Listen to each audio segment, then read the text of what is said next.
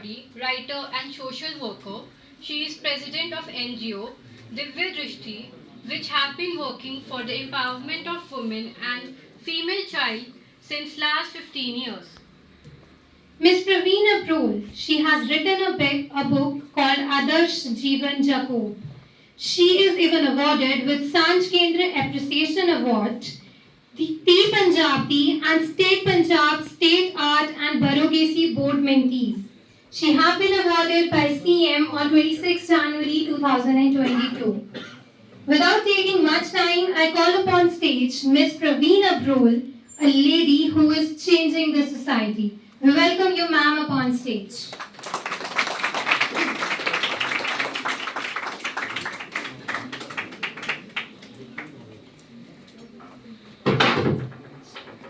Thank you everyone.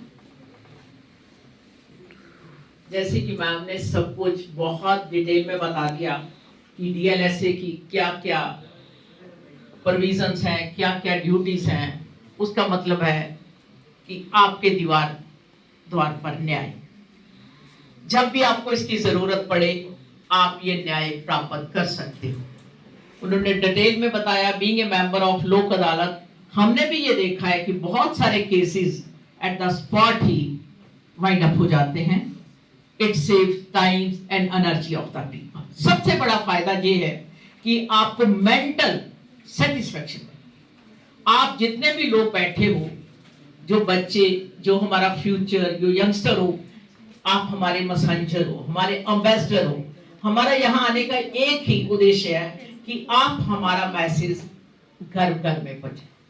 इसका लाभ तो यही है, जैसे इसमें वॉलंटियर्स होते हैं, पैरालीगल वॉलंटियर्स, मैं कहूंगी कि ये हमारे डेविएट के पैरालीगल वॉलंटियर्स हैं, जो हमारे लिए ये मैसेज घर घर में पहुंचाएंगे कि आज हमारे आने का यहाँ पे क्या उद्देश्य है। मैम ने सारी बात कर दी डीएलएसए की। अब मैं थोड़ी सी बात करूंगी विमेन एम्पावरमेंट। जब विमेन एम्पावरमेंट की बात करते थे, बात याद आती है कि क्या विमेन को एम्पावर करना है या वो तो एम्पावर्ड है। मैं अक्सर कहा करती हूँ कि जो मर्द को जन्म दे सकती है वो कमजोर हो सकती है। जो मर्द को जन्म देती है क्या वह कमजोर हो सकती है? कमजोर हमारी सोच। हमने इसको बना लिया कमजोर कि हमने अपने ही गर्भ से जन्म देने वाले को अपनी किस्मत लिखने का हक दे दिया, और नतीजा ये हुआ कि वो भगवान बन बैठा, इंसान से भगवान बन बैठा। वो ये भूल गया कि ये मेरी जन्म था। नेचर को शी कहा जाता, ही नहीं कहा जाता। Nature is considered as she, not he. तो नेचर कितनी ताकतवर, तो औरत हम है। तो यही मैं एक सामने बैठी अपनी बेटियों को, बच्चियों को कहना चाहती हूं कि हम बहुत किस्मत वाले हैं कि भारत आजाद में हम सब ने जन्म लिया और हम सबको पॉलिटिकल राइट्स इक्वल है, बिना किसी भेदभाव के। जैसे आप सब जानते हो ना भैया, हमारी अकेले की आवाज, इतनी आवाज तो दे दो। सबके पास इक्वल फंडामेंटल राइट्स है। कहीं पे ये नहीं लिखा कि लड़की नहीं पढ़ सकती, तो कहीं ना कहीं हमारी सोशल इक्वालिटी अभी भी कम, हमारी इकोनॉमिक इंडिपेंडेंस अभी भी कम है। पर फिर खुशी की बात यह है कि हम बहुत जागरूक हो रहे हैं। जैसे मैम जैसे सामने बैठे हैं, कहीं पे लेडी कमजोर नजर आ रही है? आप सब बैठे हैं कमजोर आ रहे हैं? कमजोर हमने अपने आप को समझा, परंतु जब ये एहसास हुआ कि हम कमजोर नहीं, हम समाज हमें कमजोर बनाना चाहता। कोई भी आदमी औरत के बिना तरक्की नहीं कर सकता। जितना बड़ा हो जाए उसको मां, बहन, पत्नी, बेटी सबकी जरूरत है।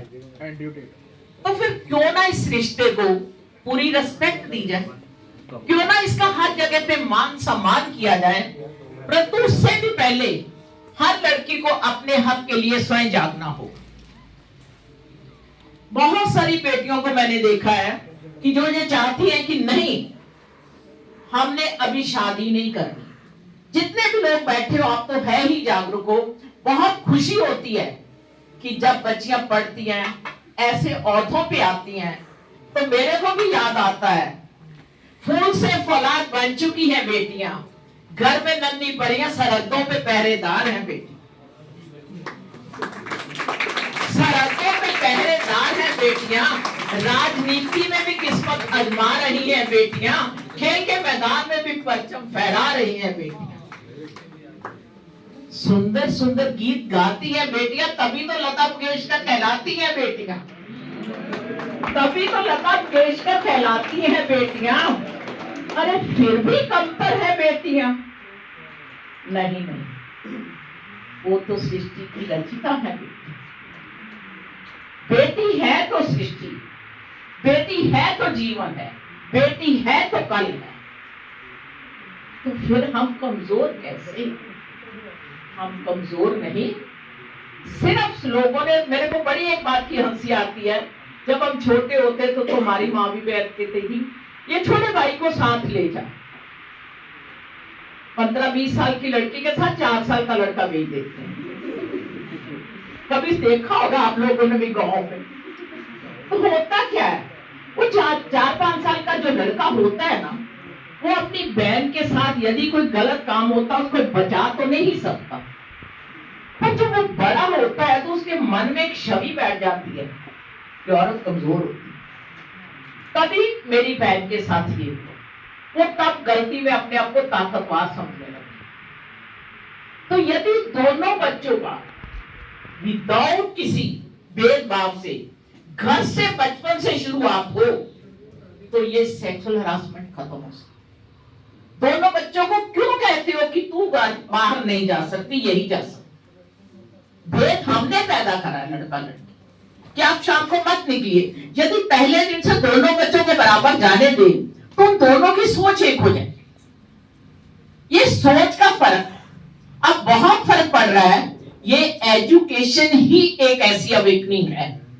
यदि आज मुझे आपके सामने सौभाग्य मिला खड़े होने का, ड्यू टू एजुकेशन।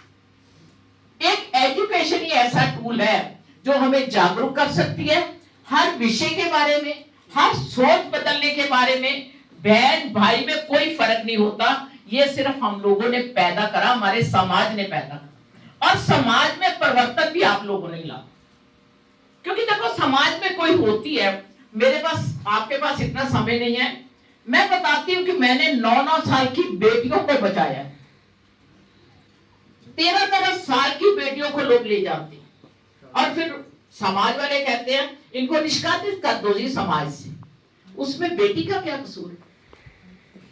समाज ही करता है और समाज ही दोष देता है। इसलिए हमें जागना है। आपने देखना है कि आपके घर में जब कोई आता है, कोई बहुत सारे मसले जो ऐसे होते हैं दुष्कर्म के, वो घरों में ज्यादा, रिश्तेदार ज्यादा करते हैं। जब भी कोई ऐसी होती है तो कॉन्शियस हो कि आपका उस आदमी का बोलने चालने का आपका कैसा ढंग।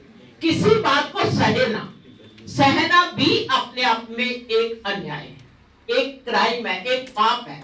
यदि जागोगे तो समाज दुनिया आपके साथ। इसलिए आप सबको अपने प्रति ईमानदार रहना। सोशल मीडिया का युग है, उसको उतना यूज करिए जितनी आपको जरूरत। बिना देखे लोगों को एंटर अपने फेसबुक में ना करिए, बिना देखे चैट्स ना करिए, टॉक्स ना करिए।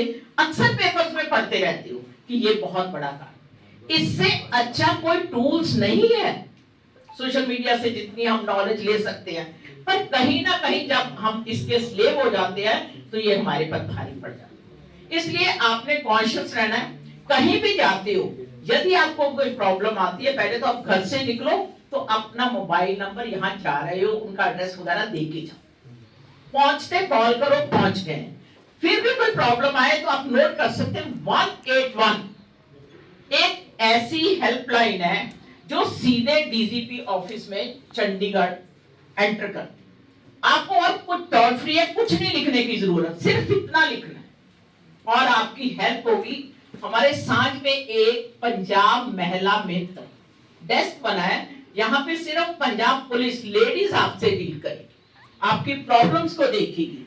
उसके अलावा यदि आप 10 बजे से सुबह 5 बजे तक कहीं बाहर गए हैं, कोई प्रॉब्लम आ गई, तो आप 1091 पे कॉल कर सकते हो। आपको पुलिस हेल्प विद लेडी मिलेगी जो आपको यहाँ तक आपने जाना है वहां तक पहुंचाएगी। ये आप गूगल कर सकते हो, देख सकते हो कि कौन कौन सी हेल्पलाइन है।